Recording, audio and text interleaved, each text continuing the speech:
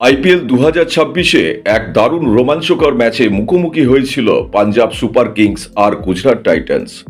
এই ম্যাচে টস জিতে পাঞ্জাব প্রথমে বোলিং করার সিদ্ধান্ত নেয় এবং এখনো পর্যন্ত এই আইপিএলে একটা ট্রেন্ড দেখা যাচ্ছে, যে দল টস জিতছে সেই দলই ম্যাচও জিতছে। ব্যাটিং করতে নেমে গুজরাট টাইটান্স শুরুটা ভালো করলেও বড় ইনিংস খেলতে পারেননি কেউই। শুভমান গিল ৩৯ রান করে আউট হয়ে যান। এরপর জস বাটলার ৩৮ রান করলেও ইনিংসটা বড় করতে পারেননি। মিডল অর্ডারে ওয়াশিংটন সুন্দর, শাহরুখ খান এবং রাহুল তেওয়াটিয়া প্রত্যেকেই ইম্প্যাক্টফুল ঝোড়ো ইনিংস খেলতে ব্যর্থ হন। ফলে গুজরাটের স্কোর ১৬২ রানেই থেমে যায়।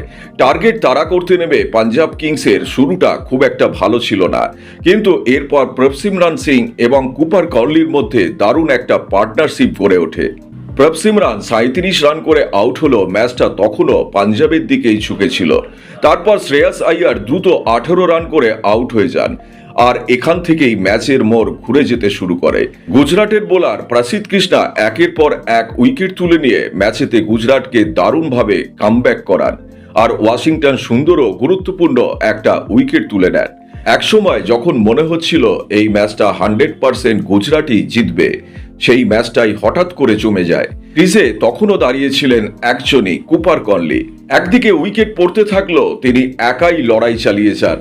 ডেবিউ ম্যাচে তিনি খেললেন এক অবিশ্বাস্য ইনিংস। মাত্র ৪৪ বলে ৭২ রান, ৫টা চার, ৫টা ছক্কা।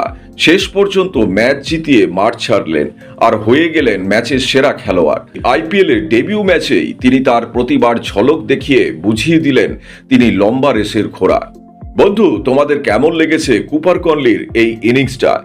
কমেন্ট করে তোমাদের মতামত জানিও। আর আইপিএল এর সব আপডেট পেতে চ্যানেলটা সাবস্ক্রাইব করে রেখো। আবার দেখা হচ্ছে পরের ভিডিওতে। জয় হিন্দ, জয় ভারত।